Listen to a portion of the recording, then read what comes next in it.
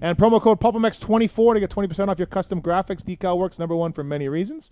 And please welcome to the show the man won last week, I guess 2 weeks ago in San Francisco, and defending 450 Supercross champion, Chase Sexton. What's up, man? How are you?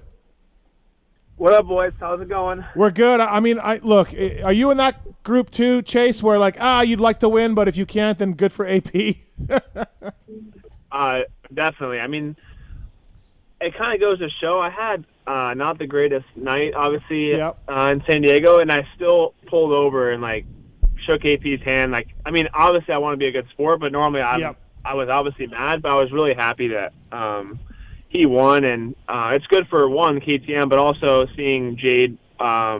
He was obviously my old mechanic, and seeing him win again was really cool. So it was a special night for the team, and everyone from Austria was there. So it was good times. Yeah, that's good. Good, not good for you, but good for AP. Like you not said, good the for team. Me, but good for AP. We're happy.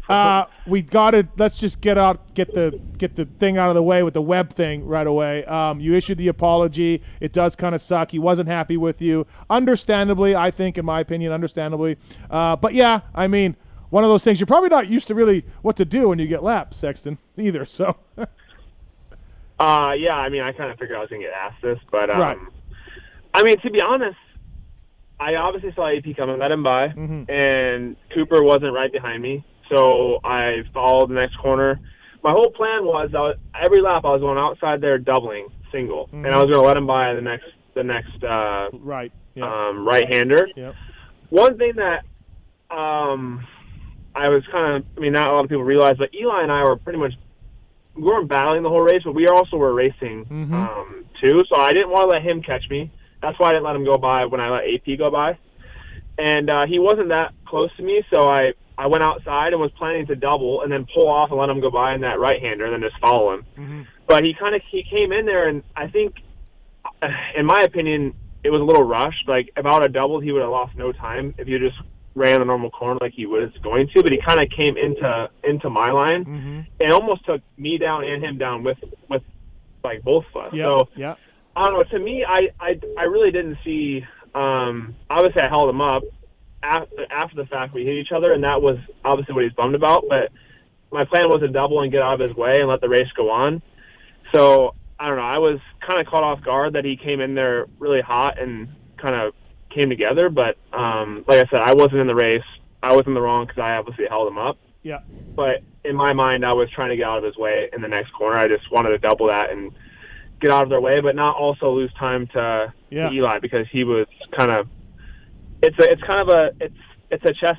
Even when we're getting lapped, we're still racing for points. Oh yeah. And I know for a fact I'm going to race Eli for hopefully a championship. So that's kind of my mindset. And, Cooper was obviously not stoked after the race and came and said something to me, and then I went back after him and I saw red, and I was ready to honestly drop my bike and fight. So I wasn't super happy, and was kind of just mad because I was trying to explain to him, but then he rode away from me. So I was kind of mad about that. But, I mean, I was in his way. I apologize for it. But shit happens. And I wanted at least a chance to explain myself, but he really didn't give me one, so I got mad. Well, and you're right, because Tomac was right there. Like, he was pushing hard, and I don't think Webb's happy with him either. Like, kind of a little bit like, hey, man, so I understand. It's just tough because that line that I was in, like, if I would have jumped, I would have took both of us out because he would have hit me. So I had to stop, and that's what really made me hold him up, because if I would have jumped, I would have never held him up at all. But he came into that inside pretty hot, so that made it even more exaggerated because I had to come to almost a complete stop, and I almost fell, obviously. But those ruts are so long that I couldn't get out of it. Once I was committed, I was already in front of them. Otherwise, I would just let him go by. But I don't like being in that position because obviously I don't like being lapped. No. It is what it is, and like I said, I am in the wrong. I messed up the race, but it wasn't my intentions. Of course not. No, absolutely. Chase Sexton here on the show. If you had gone back to like December 27th and said, hey, man, you're going to be 1 point out of the lead. You're going to go 3-1 in the first three races and be 1 point out of the lead. You would have took it, huh? Yeah, 100%. Right. I would have taken maybe worse than that. This is good. This is a good start. Yeah, no, I'm happy. Obviously, I had a rough weekend last weekend, but even my riding in the main event, I went down, but I rode pretty well after that. It was pretty terrible day for me, just even the heat race, but yeah, I tried my best. I came back from dead last, and yeah, I just rode the best I could. But I feel like I was pretty happy with my riding, and I'm looking forward to a dry race. I'm just being honest. Let's put it that way, right? Yeah, Chase, in the heat race, as you alluded to, wasn't a great one either. But did you kind of learn, I guess, in the heat race, like areas to pass? Because it was pretty one line, but you had to make some quick passes in the heat race. So when you go down in the main and you're way back, like, did you kind of already know where to try some things?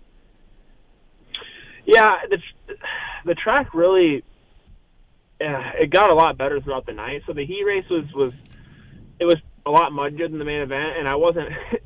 If you watched my first couple laps of the heat race, you would have thought that I was in the KGSC class. I was rolling everything, and I was wheels on the ground. And then I started to warm up and realized that I could actually get my wheels off the ground and jump stuff. So I hope no one saw the first couple laps of the heat, but I learned some stuff where I could obviously jump, but there wasn't many places to pass. You really had to kind of force the issue. And then in the main event, the track was quite a bit better. It was more of a racetrack, obviously, than last weekend, and you could jump and felt more like a dry race, which was cool. But yeah, the heat race was. I just didn't want to go to the LCQ. That was the last thing I wanted to do. It had been 2 years in a row at San Diego. I would have had to go to the LCQ, which I don't want to do. Yeah. Especially in the mud. No, that is not the place to go to. Before we get started, Lewis, with Chase, are you going to bill him for that microphone? Or where are we going with that? Maybe. Yeah. My budget's a bit tight, so... Okay. And Chase Sexton broke Lewis's microphone. I'd let people know that. Yeah. The ship budget is tight this week. We didn't get on the podium, so... We're struggling. Pull back the reins. The good thing is we're good at Anaheim 2 and Triple Crowns. Yeah? Yeah, there is We all remember last year, so I reckon a new microphone will be coming after this weekend. Okay, all right.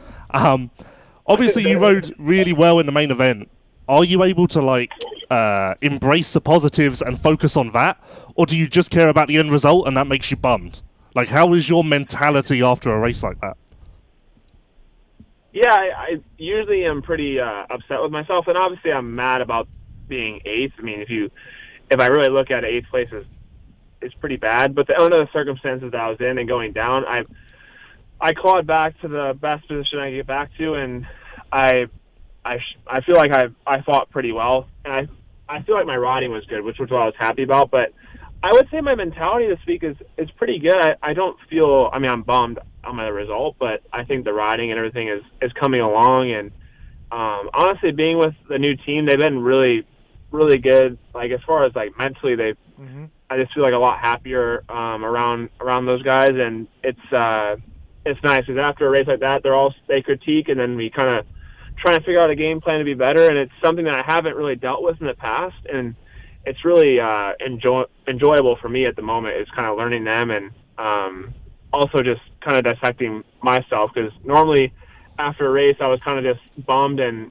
no one really talked to me, and I kind of just go back to work, but these guys really kind of try and not pick me up, but we see the things we do bad, and then we kind of go back to the drawing board and we work as a team, and like I said, it's just new for me, and I'm really kind of excited about the rest of the season and trying to keep the highs and lows not so far apart, kind of staying level. And that's the biggest thing I learned, especially last year, is you never really see Eli. I mean, he obviously gets mad, but one thing I've learned from him and a lot of the riders that have been past champions is you got to stay even keel, and you can't let the highs get too low and the highs get too high and the lows get too low. So you got to be somewhere in the middle, and that's what I'm trying to kind of take from last year and apply it to this year. Going on-off at tabletop after the whoops, did you ever go over it in the main event? Did you feel like your line was faster? Like, talk us through making that decision. My decision was that I actually went off. So I crashed first lap with Malcolm. It was my fault. I didn't jump that double. My whole shot device was still down, and I got kind of cross-threaded.